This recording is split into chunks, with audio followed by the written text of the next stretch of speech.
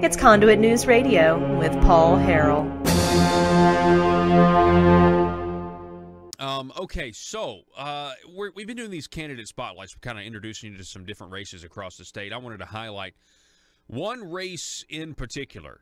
I mean, well, no, not race is in race like a campaign. I wanted to highlight a campaign, not a race. Anyway, welcome to the program. We've got Mr. Craig Christianson. By the way, Craig, that's not a very politically correct last name, Christianson. How are you, my friend? I am doing much, much better. I've been enjoying 10 days of the magic gift that keeps on giving from pre-K. Oh, really? My 3-year-old grandson, it's kind of run through the house. So if I cough and sputter, you'll understand why. Well, you know, I got sick this week, too. We were supposed to interview you and me on Wednesday. We had to reschedule because you were sick last week, then I got sick this week, so maybe it was contagious on the phone lines. I don't know. Weird. They say things just go viral, don't they? Yeah, they do. They do.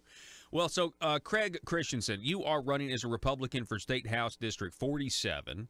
This would be the district that is occupied by Democrat Party leader John Michael Gray.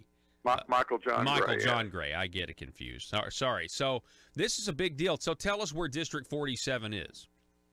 Well, we're in a beautiful part of Arkansas. It covers parts of White and Independence, most of Woodruff and Jackson counties. And as you know, that is a tremendous farming district in our state.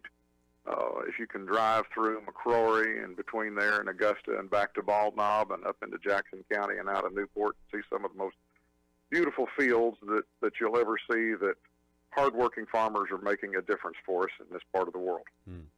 So tell me, how's the campaign going? What are people saying on the ground there when they run into a Republican asking for their vote? We've had some really, really positive response, Paul. I think it's a different ball game than it used to be. A lot of people are beginning to realize that some of the rhetoric is just that. And we've had great reception from most people. That's good. So are they following things nationally? Do they have issues that are really important to them? There are.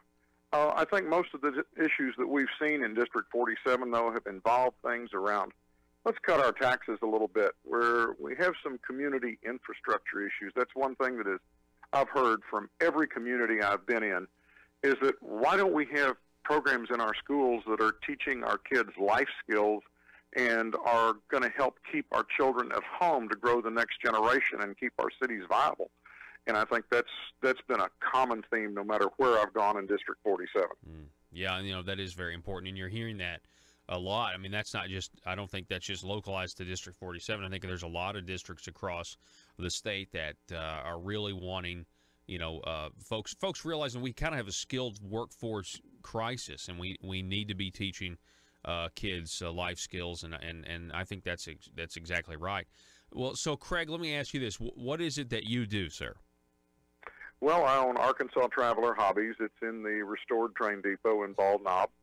It's a business that my wife Kathy and I have owned for 25 years. I was a former state transportation investigator, and then I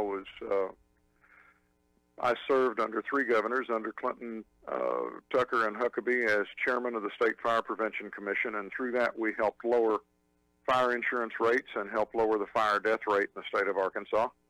And most recently went off the Legislative Task Force for Intermodal and Commerce, representing the railroad industry, and it was our task force that recommended the change to the federal module of Arkansas Department of Transportation, or RDOT, doing it on the terms of the state of Arkansas, not on terms of the federal government. So we were able to do that without cost to the taxpayer. That's good. Anytime you get the state of Arkansas telling the feds, we're going to represent our interests versus yours, I think that's definitely a good thing. Absolutely. We're talking with Craig Christianson. He's a Republican candidate for District 47 for the state representative there. He's challenging a party leader, head of the Democrat Party, Michael John Gray, state representative. So it would be a huge pickup if the Republicans here would pick up a seat. Craig, let me ask you this. What does being a Republican mean to you? Well, being a Republican means that we stand for the Constitution, Paul. If we don't have the Constitution as our playbook in life in the United States, we're kind of adrift. And a lot of people have walked away from that thinking it might be archaic or you could just change it.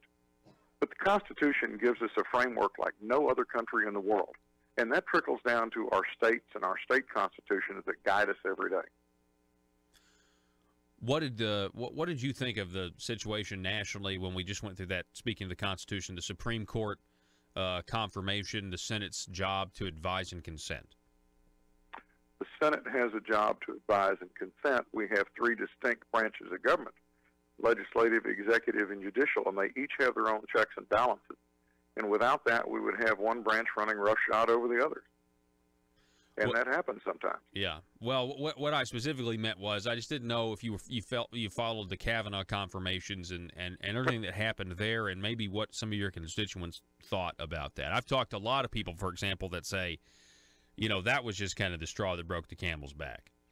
Well, it was a circus. The left used tactics that were incredibly underhanded. I'm receiving some of that as we go along with stuff that's out there, but it's not true. But you know one thing, Paul, and I think that the will prevailed because you can't buy witnesses and make it stick. Well, that's a good point.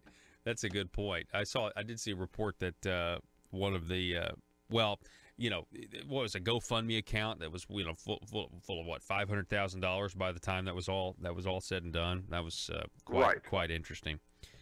What do you think about the state of things right now in Arkansas in terms of generally? What needs to be done, do you think, as far as that Republican Party platform goes, the things that are in there, lower taxes, less regulations, what needs to be done here in the state of Arkansas?